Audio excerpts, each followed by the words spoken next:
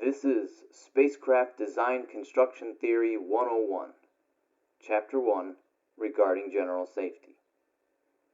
These elements are derived from various assumptions and philosophies taken from real incidents as well as science fiction. Some philosophies may contradict the elements discussed here. Most of this wisdom also applies to orbital stations. This chapter is a general overview and emphasis on major points without going into full depth. The number one rule of our philosophy is to keep the intended crew and passengers aboard the craft alive. Regarding constraints, the simple truth that more mass takes more energy to put into orbit will dictate the designs of spacecraft. Some safety features are not an option for simpler models of spacecraft, especially for species less advanced in technology. The rules of safety designed for a space cruiser are different from the rules for a single scout pod or military vessel or even a simple moonlander. Regarding optimum safety, we treat this process as a subtractive one. Start with maximum safety standards, and then when the engineers afford you a mass limit well below expectations, cut and scrape away the excess measures. So, 1.1, General Fit. Any equipment that can be made a standard size for reusability should be. A 5-sided bolt is not needed to keep the control panel in place. Batteries of the same voltage and amperage should be the same size and shape wherever possible. Filters should be as interchangeable as possible. Remember the lunar mission Apollo 13.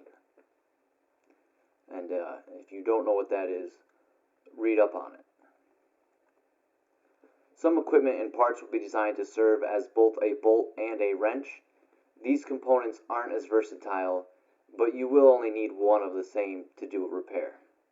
This is a newer philosophy and often rejected by traditional designers for being unnecessary and adding difficulties to design. Less than 1% of craft have these elements, most of them very new. This trend is not expected to last. Some would wish to acknowledge the threat of anyone messing around and accidentally or intentionally breaking the ship because of the standard components. Our response is often that ease of repair for safety and rescue crew is better than the small risk of a saboteur that could cause equipment failure, and well worth the trade-off. Standardized elements will allow for easier repairs between other planets and species in the event of being stranded. Additionally, all crew are recommended to carry some style of multi-tool to assist with repairs at any time. Into 1.2, Exterior. All ships have a designated orientation. Despite the actual layout of the ship, there is a designated left and right, front and back, top and bottom. These are indicated by corresponding lights of different colors. Based on current laws, restrictions, guidelines, and general thought process, this is what they are. The right side must have 3 green lights. The left side must have 3 red lights. The front will have 3 blue lights. The top must have 2 red and 2 green corresponding with their proper orientation. The bottom must have a red, green, and blue corresponding to the proper orientation. The back is typically where engines are located and only requires a white light. Yellow and orange lights are designated for safety and hazards. These lights are only intended for use within the same sphere of influence. Otherwise, the effects of red and blue shift may change the colors. When a craft is accelerating in a direction, the light must flash or blink once every 5 Earth seconds, which can also be measured as half the life of francium-232 or actinium-222. These lights may also be used in emergencies to transmit Morse code. Ships with more than 5 modules are required to label each individual module with a number on the outside in multiple locations. This serves the purpose of assisting rescuers with coordination. The number should be a contrasting color, usually black on white or yellow on black. So here's 1.3. Multi-medium ships. Some ships have capabilities to enter atmosphere and land as well as moving through space. These craft require intense heat shielding. The outside of the craft must be capable of withstanding extreme temperatures and plasma. Common designs have one area heavily shielded, directing that area towards the planet for re-entry. This shielded area absorbs or dissipates the majority of the heat, while the rest of the ship only deals with a small increase, relatively. Some shields may be detachable and equipped before re-entry. This spares the craft from carrying that extra mass around in space. Some shields are for single use, and their material will deteriorate upon re-entry. These can be expensive over a large amount of uses, but are usually cheaper initially than building your ship to survive on its own. Many craft will have a designated shuttle to get from a planet surface to a main ship. Any craft that enter atmosphere must have enough seats and harnesses for all members on board. Traditionally, these seats face opposite the planet while re-entering, but advances in inertial dampening have led to designs that don't necessarily require this. While thrusters are often used for landing, emergency parachutes are required for all re-entry capable craft. These must be able to slow the craft down to 3 meters per second in 1 standard atmosphere of pressure. 2.1. Airlocks. The external airlock is arguably the most important part of any ship design because it may intentionally allow air to escape the craft. The main airlock will have many built-in features for various situations. A craft must have a specific amount of external airlocks in a specific ratio. The ratio is the number of escape pods plus 2. There are exceptions for excessively sized or military craft which may exceed this ratio, and single module craft which may have a single airlock. For any other craft, the ratio applies. This is simply for the purpose that all escape craft may be accessible in an emergency, and that if the main airlock fails, there is a backup. We do not want an excessive amount of airlocks, however, because there is still a potential point of hull failure.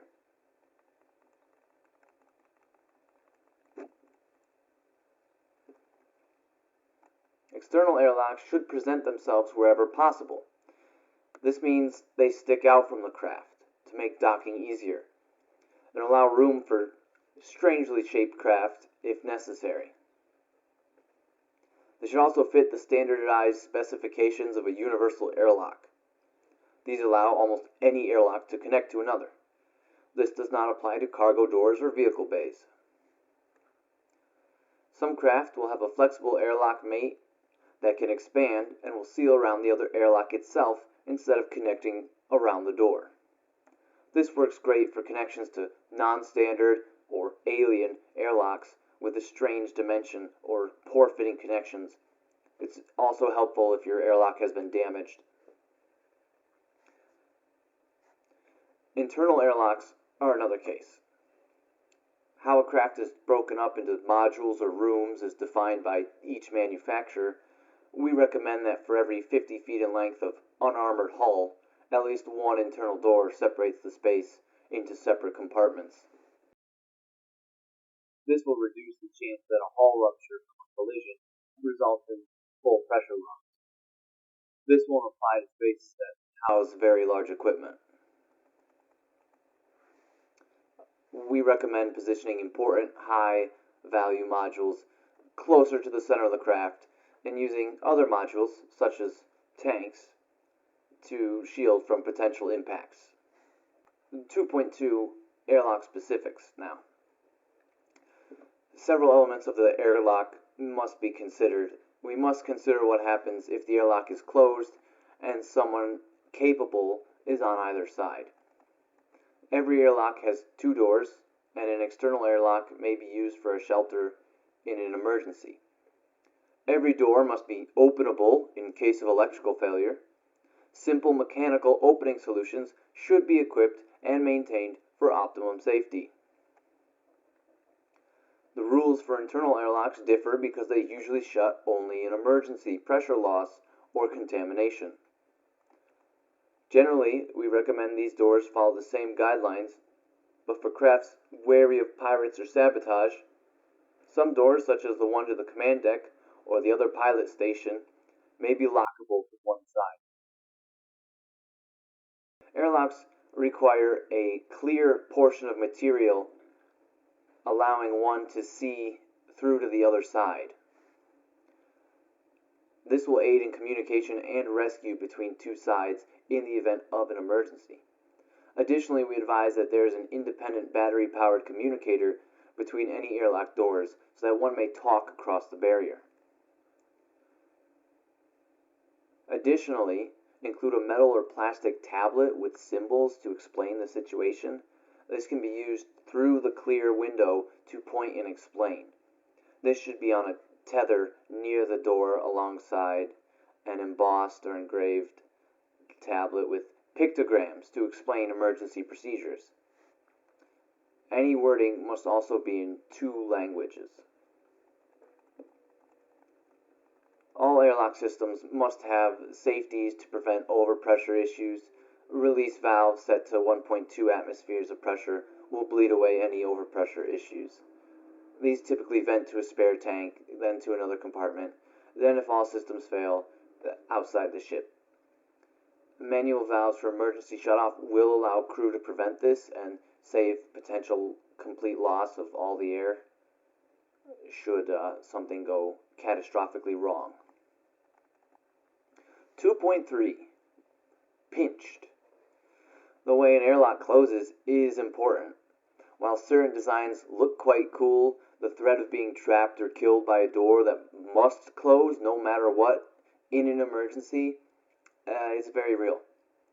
The first step to avoid this is to prefer designs of traditional closing with a hinge rather than something like a sliding or a dilating door. We also recommend that all airlock doors open inward to the airlock and will then close by pushing any obstruction out of the way instead of crushing it or getting stuck. To further reduce risk of pinching, in an emergency loss of air, the internal airlock will close the door connected to the adjacent nominal modules, but leave the door to the damaged module open. This allows any crew in the venting module to still reach an airlock if possible, seal the door themselves, and move to a safer module instead of being locked out completely. 2.4. Stuck outside. It is possible that a person may be stuck outside of a safe module during an emergency. Firstly, advise crew and passengers to rush into the airlock, but not through it.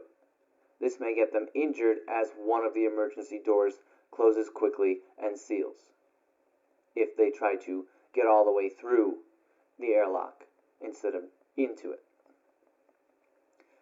Any given module must have a certain amount of life rafts.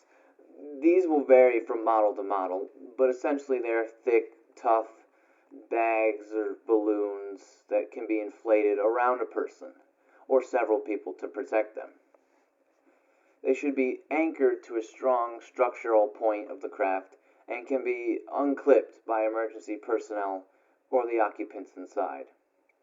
The number of these in any module should be the number of assigned personnel plus 2, or the maximum number of people allowed in that module. Every module has a safe number of maximum occupants. This may be exceeded in emergencies, but it's not likely to happen because usually the max number of people, you run out of room pretty quick. Some smaller ships won't have escape pods, and these are the only real alternative. For those ships, they must be available in a ratio of 2 times the number of all souls on board. Some models can even survive re-entry and parachute to the ground.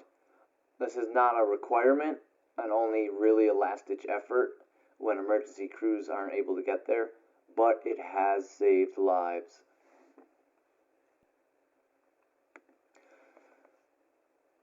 .1 Redundancies. Most things should have multiple uses in a spacecraft. An example is coolant. To cool the engines, cool the cabins, and anything else. To get greater use out of it, it may be pumped through the walls to help shield from radiation. Almost anything can have dual uses. Tables that fold up against the walls are also beds. Algae farms provide both oxygen, filters carbon dioxide, and might be a food source. Exercise machines can be used to charge batteries. There are potential cases for dual-purpose elements, and the more useful, the safer the craft will be. The general advice is to use simple or mechanical technologies wherever possible. This will allow easier repair and part replacement. We don't want stranded craft looking for super high-tech terminal to interface with their navigation. Physical buttons, dials, levers, these are all recommended for essential control panels. They give better feedback and are easily replaced or jury-rigged. 3.2 Communication Systems. Multiple, independent communication methods. Dying in space sucks. Dying because no one can hear you is a mental anguish I would not wish upon anyone. Every ship is required to have a backup main communication array. An additional emergency communication system is also required. These 3 systems must not rely on each other at all. From the antenna or dish to the microphone and the speakers, not a single overlap. The emergency communicator must have its own source of power. 3 is the minimum. There are all kinds of communication methods, from traditional radio waves to long-distance quantum entanglement messengers. The more complicated the hardware, the more backup systems we recommend. Internal communication is also important. On ships with more than 5 modules, a public address system is required. Personal communicators are an acceptable alternative. Put backup hand radios in every module. These can often be picked up by rescue crews while docking as well. Communication frequencies are regulated by the system you are traveling in. Refer to specifics from the Space Communications Authority regarding acceptable frequencies and or restricted or reserved frequencies. You may think you have enough communication systems in your design. You don't. Add one more. These requirements and recommendations don't really apply to military craft. 3.3 Material compatibility. Constructing any craft requires materials that are compatible. This means the materials that come in contact will not weaken each other. For examples, there are many different bonding substances used to adhere rubber seals where they belong. These may be used to hold back gas or liquid such as coolant. Some coolant mixtures use emulsifiers, or alcohols or acids. This causes the coolant to erode certain adhesives and may corrupt some seals. All materials that may contact a substance while storing it must be able to survive the long-term exposure. Another example would be bare steel or iron. When in an environment with lots of water and oxygen, these materials will begin to rust. In most cases, this is not ideal and will eventually sacrifice structural integrity. Sometimes it is alright if you're building a small clothing storage locker for a new crewmate you picked up on an asteroid. Certain metals are alloys may be volatile when exposed to certain gases or other alloys, keep these materials away from each other. Nobody wants a spaceship that is falling apart before they fly it. Coatings or paints may be used in some cases to protect surfaces. These should be able to hold up to significant wear without exposing much surface. Some coatings may react with other substances on their own as well. Temperature can also degrade material. Glass or plastic may deform or crack if not tempered for its environment. Most substances and materials have a material safety data sheet, and all spaceship designing companies have their own cheat sheets of what materials shouldn't be used in proximity to each other. Legacy materials, such as carbon steel alloys, aluminum alloys, ABS plastic, and silicone glass are almost always effective for general purpose and cheaper costs. On to 3.4, resources. In the event of an emergency, each section of the craft must be able to serve as an independent module if necessary.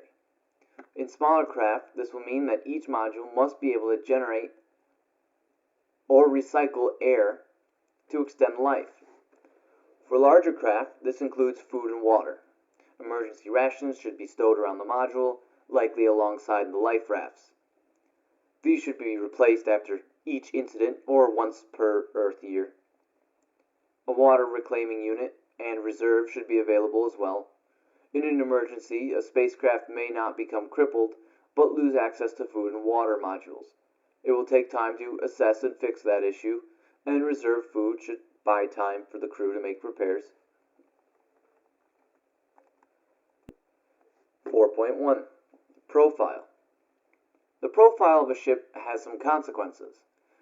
A ship with a large surface area will be at a higher risk to collision, but it will radiate energy better. A more barrel-shaped ship will have less risk of collision, but less options for internal layout.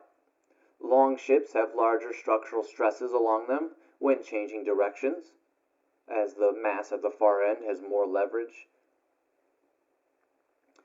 We must keep these in mind when designing our ships. Ships will have restrictions to visual information, depending how the windows are laid out. But reducing windows also helps reduce potential points of hull failure. So you really have to think about where you put windows. Your profile will affect your engine placement. Having main engines at the back and small thrusters located around the craft is a very typical design. Some craft that need to accelerate in multiple directions quickly may have major engines in multiple locations opposed to each other. Rescue and emergency craft, typically. These craft are better equipped to avoid collision, but they sacrifice the efficiency of firing all their engines in one direction. Placing engines on a boom or opposable platform can be a solution to help craft gain more mobility and maintain their engine efficiency. Space warping drives are not typically affected by these issues. 4.2. Engines. Engines are inherently the most dangerous part of the spacecraft because energy is released through them. Whether this is conventional or quantum, an explosion may doom an entire craft. There are many reliable engines already on the market, but in designing a new one, each element must be considered. Say to yourself, if this piece failed, what would happen? If the answer is an explosion that would destroy the ship, then there needs to be some redundancies. Some elements will not be able to have a backup or a safety. These must be testable before installation. For example, the hardness and finish of a component at the heart of a reactor can be tested to ensure it can withstand forces in excess of normal operation. Heat tests must be carried out. All pipes and tubing involved should be tested for leaks prior to use. Sometimes this means the actual piece, and sometimes just a few parts of a batch. Quality assurance and inspection is critical to all parts of building a spacecraft, but the engine risks a major potential failure that may put additional spacecraft in immediate danger. 4.3. Advanced standards. For charged particles or nuclear-powered craft, shielding requirements must be strictly followed. Any engine must be accessible to be repaired or have a backup replacement unit that it can be swapped for. Some engines operate by warping gravity and space-time. These must be tested and certified by either the Philadelphia Asteroid Drive Certification Center, the Eldridge Asteroid Drive Inspection Center, or Norfolk Quantum Reactor Research Platform. 4.4. Backup propulsion. If mass allowances permit, it is well advised to have a proportional deployable sail in case of an engine failure or maintenance. This sail will allow thrust using solar wind or maser and laser directed thrust from a nearby base, relatively. Additionally, this reduces the occurrence of rescue or repair personnel needing to board ships. They can direct resources towards more imminent emergencies. 5.1. Fire, my friends, fire. The greatest threat to any pressure vessel is fire. The worst type of death is to die trapped in a room in space that is on fire. Thankfully, fire suppression systems are diverse and simple. The classic solution is the foam fire extinguisher. We recommend this for luxury vehicles or larger craft that can generate their own gravity to avoid foam floating around in microgravity. This is a quick solution to control small fires in crewed areas. Larger compartments and engine areas will follow other systems. Specialized styles of extinguishers may be used as well and in microgravity. These include cold spray extinguishers, which use a pressurized gas or liquid to cool the fire below ignition.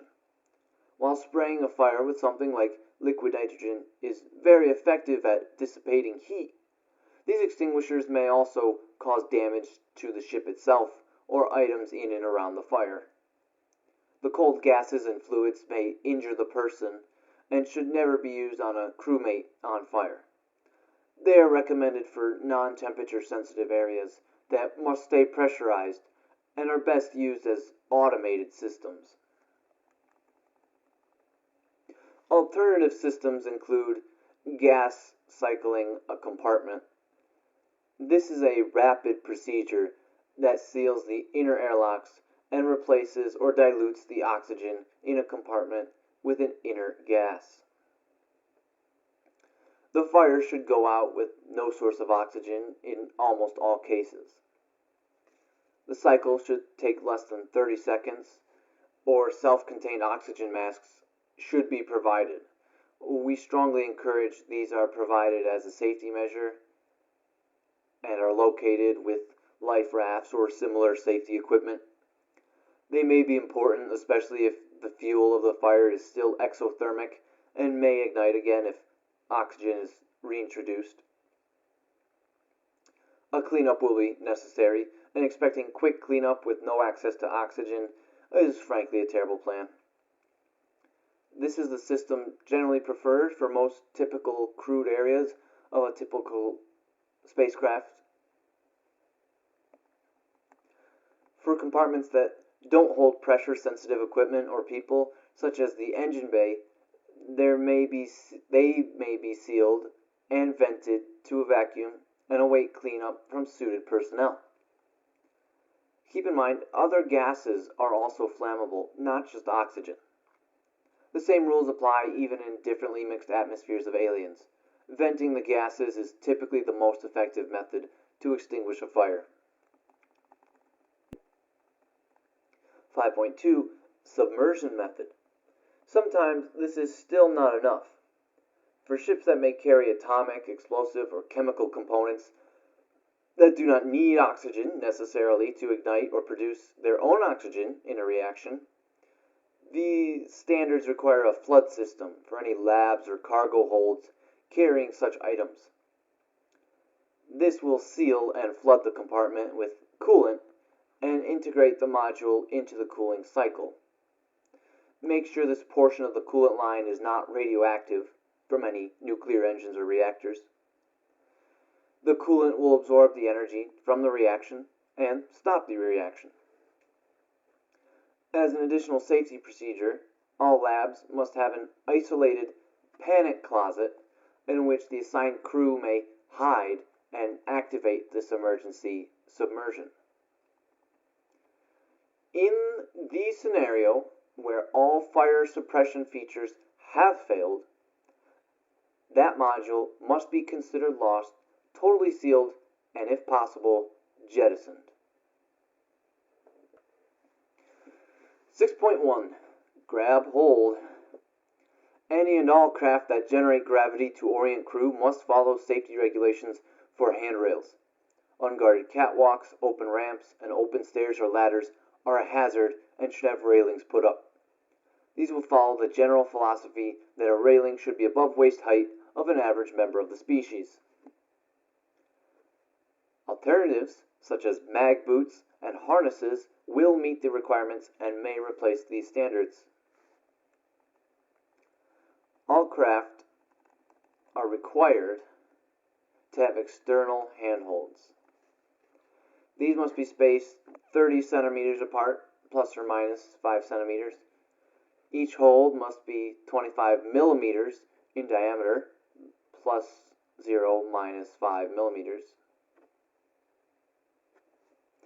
This allows standard harness and tether clips to fit all handholds. These handholds must be placed in paths around the craft that connect the main airlocks, leading to any communications array, as well as one full circuit around the craft.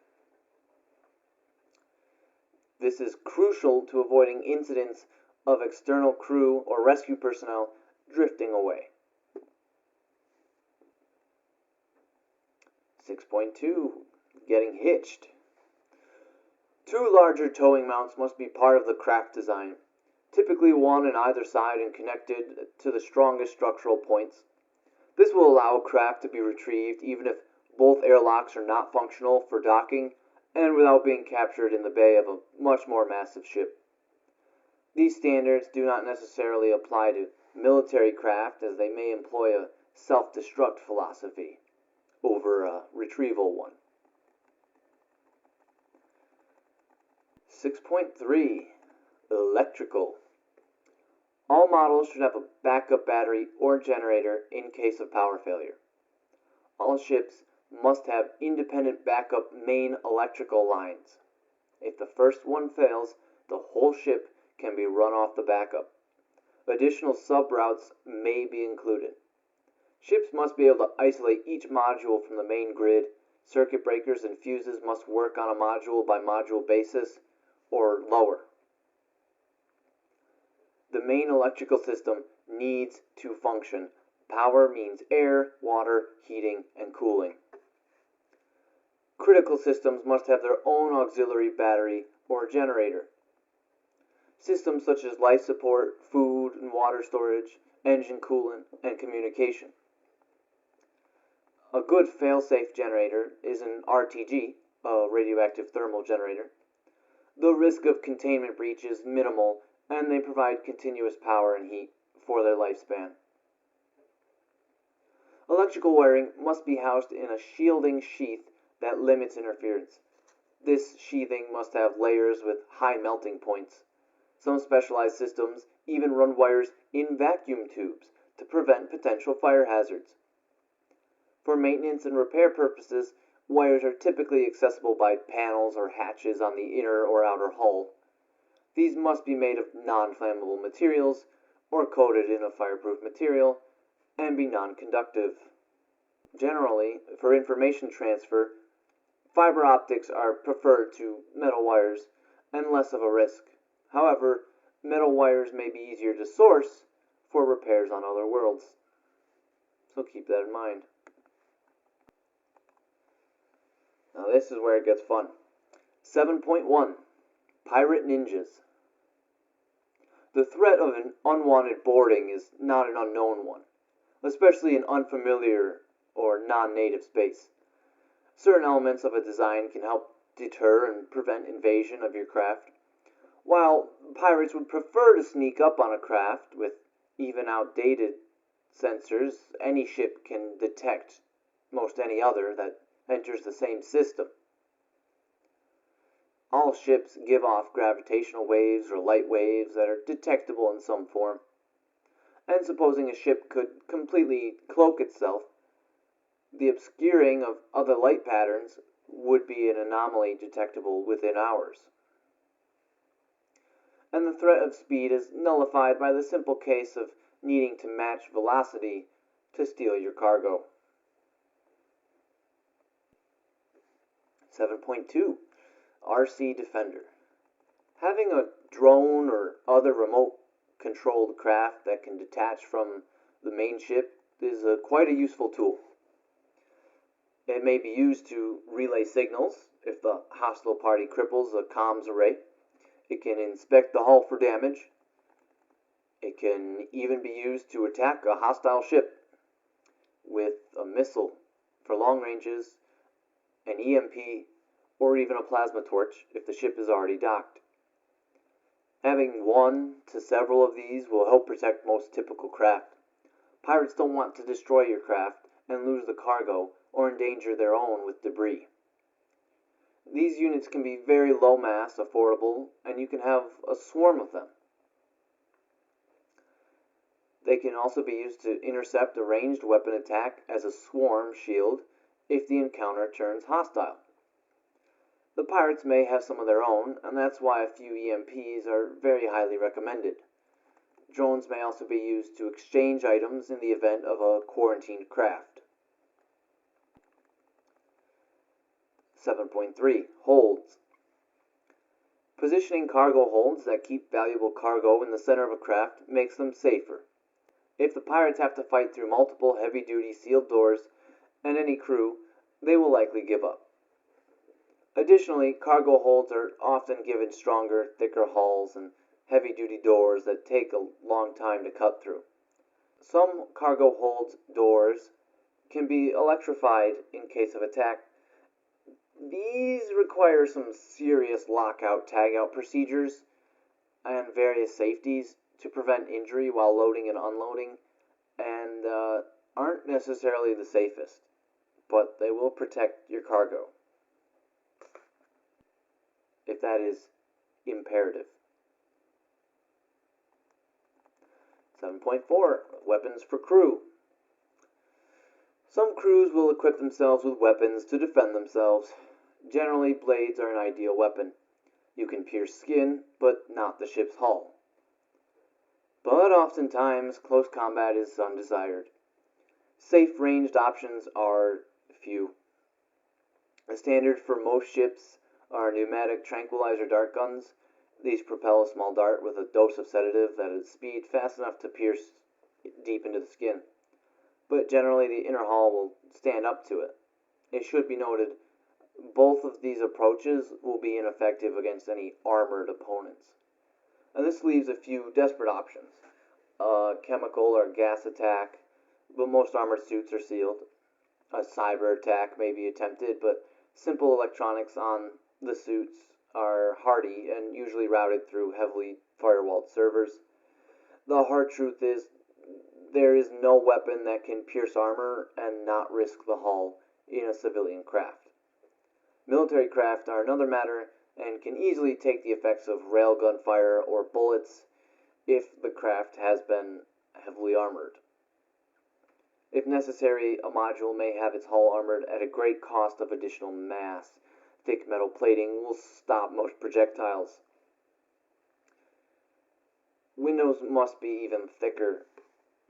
And when some ships aren't being painted just to save mass, armor is a luxury few will want to pay for, especially outside of military operations.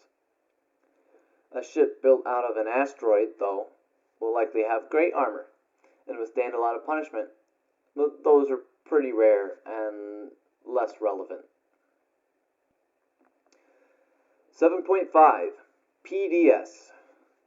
Should your ship often pass through dangerous areas of space or be at the risk of attack, investing in a projectile disruption system may save your ship. This is a stupidly simple and old school system. Mr. Paolini refers to them as chaff and chalk. And that's all it really is. A mix of fine dust that can be released in the wake of a ship or dispersed around the vessel. This mix reflects, refracts, absorbs, and diffuses light waves. Missiles and tracking technologies will often lose their lock because of bad signals. This gives the ship a chance to potentially dodge an impact. Some ships will use traditional flares, which will deter heat-seeking missiles sometimes. Another benefit of a cloud of chaff and chalk is that the enemy may not be able to visually confirm your heading or location if the cloud is thick enough, gaining valuable seconds in the fray and a possible escape avenue. Some mixes also include netting or large barbs that are big enough to knock a missile off its path or even break it at high enough velocities. Thicker clouds are required to deflect direct energy weapons and don't last very long before being blasted away. Still, it may increase the chance of a miss by your enemies. These are mostly for dealing with piracy. They won't be effective against high-end military craft.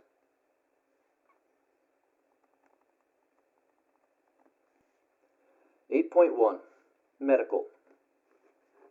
All ships must be equipped with medical kits in each module. Med kits vary from simple bandage boxes to full limb regeneration. Medical needs are not consistent, so requirements are slimmer than you would expect. Now, a med bay must have a certain number of cots. The number of cots is 1 per 20 passengers plus 1 per 40 crew.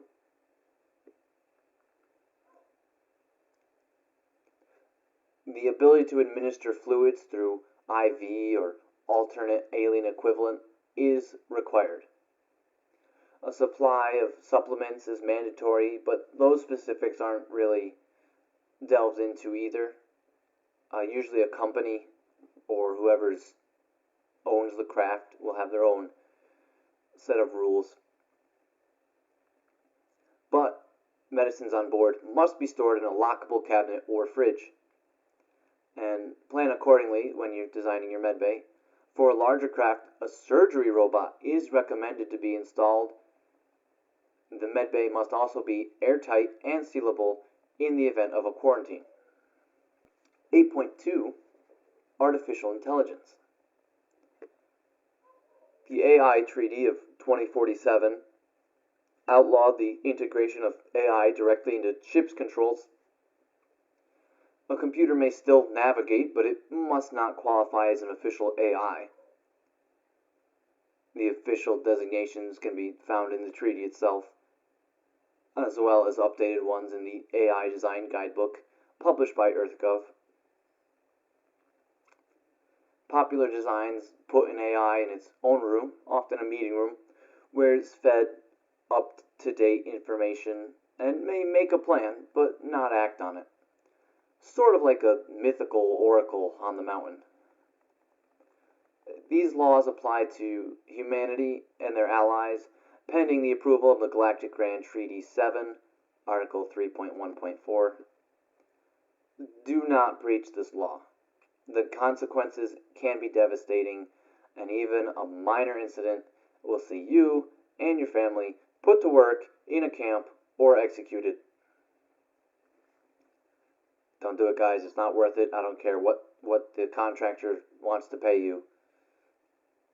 It will not end well. Once again, these laws don't really apply to military craft, which may use AI to fight with near light speed reflexes and high difficulty maneuvers. Well, that was fun. On to 8.3, bathrooms. Yes, something as mundane as the bathroom can be dangerous, especially in space. We don't want anyone experiencing sudden Bonzo syndrome. Bathrooms need many redundant features to protect the idiots using them. 8.4. With microgravity.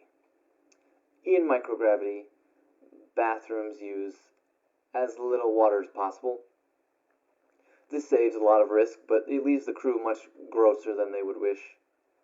Disinfecting wipes tend to take care of most cleaning efforts. Floating around while focused on a task can still give someone a concussion from a bulkhead, so rails, straps, or even a harness should be provided. 8.5. With artificial gravity. On ships with artificial gravity, many traditional elements are present, including water-based showers and wash basins. To prevent the risk of slipping, handrails must be equipped. Additionally, when the water is shut off, a rapid drying procedure must occur. Popular options are an automated floor wiper, a strong air blower to move the liquid into the drain. If these are not viable, simply providing an absorbent, grippable, deployable floor pad, it's a towel, folks, will meet the requirements. However, these must be sanitized like uniforms, more work to the crew. 8.6. Drain the water. All liquid and waste drains must be accessible for maintenance. Using a drain that is non-functioning is not advisable. Best solutions have a shop vacuum on hand and interchangeable pipes that are easy to swap and reduce time out of service. All liquid source pipes must have multiple accessible valves to control flow. Toilets are pretty standard. It's a big old vacuum pump that isn't super strong. Attachments for different sexes and possible different species should be provided and easily sanitized. In extreme working conditions, people with asteroid miners, wearable disposal units. They're much better for short or hazardous missions. And a standard craft will probably stick to tradition. The number of bathroom solutions should be at a minimum ratio to the number of crew and passengers. One bathroom per 10 crew or passengers, and one bathroom per 4 officers. A bathroom includes a minimum toilet and a shower or equivalent. User instructions and warnings must be visible on all related equipment. People are stupid and will piss anywhere they aren't supposed to. 9.1. Industrial craft. Specialized equipment for manufacturing and mining has its own safety standards. They can be found in greater detail in Modern Space Industrial Standards, published and updated by SOSHA. Any industrial module must have a draining mechanism in case of oil or coolant leaks and spills. We must also have advanced and isolated air filtration. All other safety standards we have discussed also apply. Yellow hazard stripes and proper spacing of equipment are important. Equipment must be secured to the deck. Some equipment may accidentally impact with the inner hull. Industrial modules must be thicker and stronger. Refer to the SOSHA guidelines whenever designing these modules. Now, managing temperature is one of the most overlooked elements of design. While the perfect ideal system means every module has its own independent air cycling system, it's not really viable, and most atmosphere systems run through a main hub. This hub does more than just separate the gases, it makes the return air an ideal temperature. Here's some values for you. Negative 30 degrees Celsius, almost certain death. Around negative 18 degrees Celsius, it's likely death. 0 degrees Celsius, standard temperature pressure, water freezes. This is a dangerous temperature to be at on a spacecraft. At 10 degrees Celsius, it's cold. You probably won't die, but you'll be cold.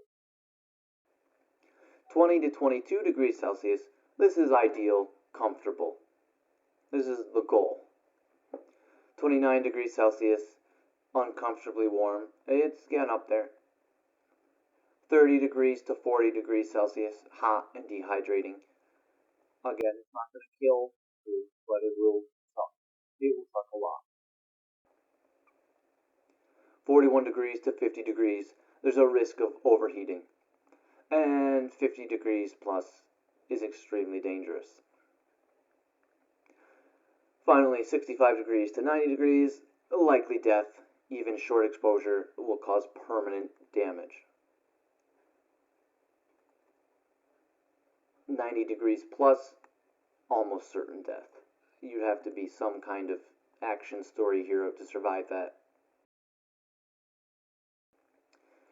Keeping a craft's interior temperature between 10 and 30 degrees Celsius, it's not difficult though.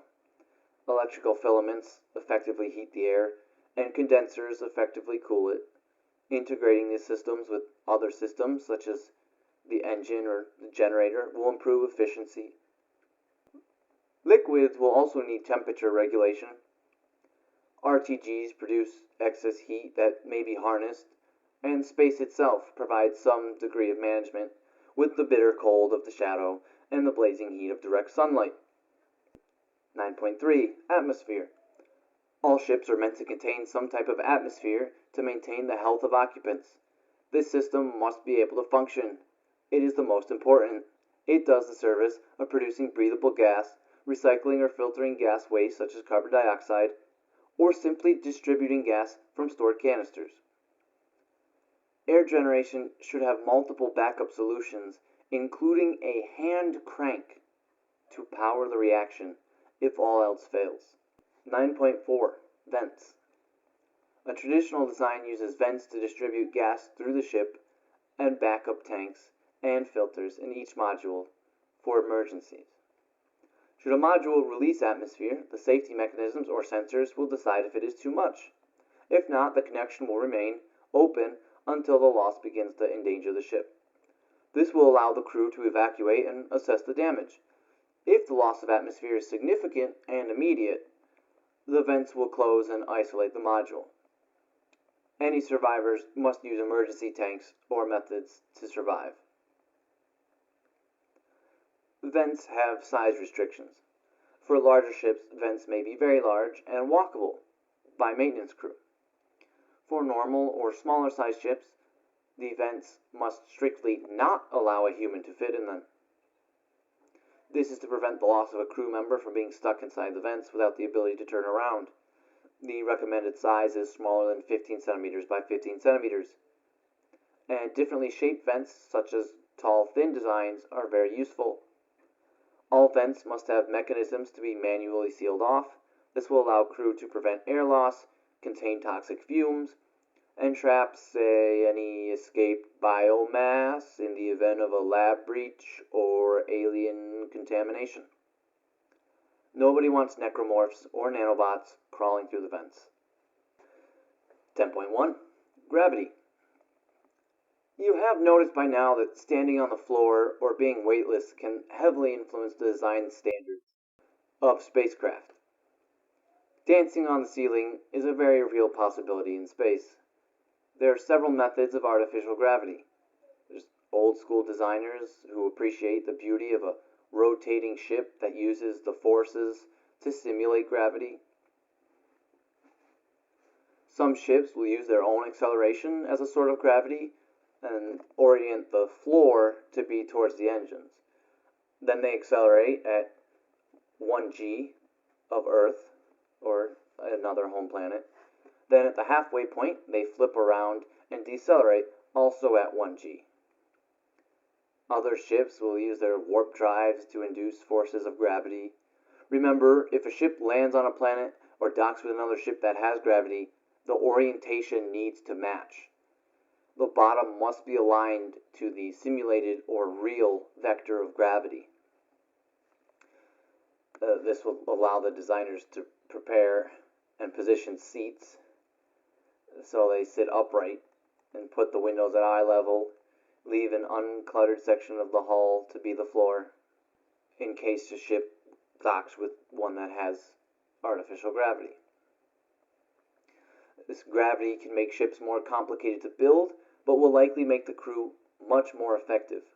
A rotating section must have safety brakes or an emergency stop. A warp drive must have fail-safes to prevent a malfunction and a destructive gravity wave. 10.2. User interface. User interface is more of a software design problem, but nevertheless, it's important. The UI must be as intuitive as possible because any member of the crew may have to use any system of the ship. Lawnmowers on Earth used to use a simple tortoise and hare to indicate speed because most humans understood that a tortoise is slow and a hare is fast. This mythos isn't as strong as it used to be, so alternatives are recommended. Symbols going from small to large indicate an increase and may be used to indicate increasing volume, power, speed.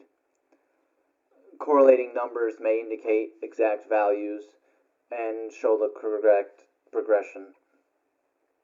Generally, green lights are positive, red lights are negative. Alarms that use sound waves and flashing lights are preferable. User interfaces must be operable entirely mechanically in the event of emergency. If software glitches during an incident, the special touchless hologram interface may malfunction and the mechanical system will need to function. This means buttons and sliders and switches and levers, lights and bells and whistles. Some steering apparatus or controllers have vibration functions as well to alert operators. Emergency stop buttons on all systems must be available in the cockpit of craft. Some pilots will have virtual goggles and haptic seats that give them real-time information to simulate the situation. These systems are top of the line, but susceptible to hacking or software failure, and all craft must be operable by mechanical switches in the event of an emergency. While having a soothing female voice explain a situation is quite nice, sometimes they go haywire and start working for an alien covenant. 10.3. Hall of the Mountain King. God, who wrote this? Some modules will be open floor plans, but in most cases there will be hallways, walkways, transit tubes. These must be sized to accommodate at least 2 persons in full EVA kit. Generally, this means about a 1.8 meter diameter, but any dimensions that accommodate 2 persons will be allowed. To assist navigating these halls, they must have a standardized color pattern code. This code should indicate where you are, what's around you, possibly a path to a specific module. For example, a blue dashed line may indicate the route to the command deck or the control room. A solid yellow line may lead to the reactor or engines. A dotted pink line may lead to crew quarters. These indicators must be visible on the floor, wall, or ceiling. Often they run along pipes or vents that follow the same path for easy maintenance and schematics. The recreational room may have a large green star in the center to tell you where you are, with a pink point indicating the direction of quarters, and a blue one to the bridge. Have a guide to explain your ship's color pattern codes and make it available on a plaque in every external airlock. This will help emergency services reach trapped crew much quicker. 10.4. Outer barrier. We have touched on some elements that matter when designing the hull of a spacecraft, but there are more to consider. Thin, lightweight shells are cheaper to get to orbit, but they don't provide the extra safety margins we would wish for. Generally, any hull should be able to be optimal at twice the expected pressure, usually 2 atmospheres, and also be able to stand up to 4 times before failing. Hulls that must retain a large volume of liquid must be much thicker, more akin to a submersible, able to take tens or hundreds of atmospheres of pressure. We also want our hulls to be resistant to debris and colliding with micrometeorites. Additional safety measures are, as always, recommended. Some craft might have a droid to repair the outer hull. Others may have a type of self-healing substance that solidifies to fill gaps. Some ships are arranged so that the hull is surrounded by an outer shell and in between is where cargo is stored, functioning as an additional shield. 11.1. Time. All ships are required to carry their own atomic clock for personal time tracking. This may be set to their home planet time schedule or their capital planet time schedule. Having both is a good option. These will document the time experienced by the crew and allow them to function relatively to the ship. Crew may synchronize their clocks with planets when they come back and then calibrate the difference. There are options to make entangled clocks that tell time as it is on the home port. Synchronizing clocks is also a great way to hold shipping and passenger craft accountable to timetables. At the end of the day, even using FTL drives or warp drives, some time dilation effects will be present, and having your own standard time is most important. Some ships will be lost and not returned for tens of hundreds of generations, even. 11.2. Other emergency supplies. These things should be stored and have a place to be stored on your ship. A hand crank battery charger, several of them. Chemically activated oxygen generators. Suit or hull repair kits, necessary. Microgravity liquid vacuum cleaner, essential. Space blankets, they don't call them space blankets for nothing. They genuinely, without being warm or fluffy, do keep the heat in. Well, you've made it through chapter 1.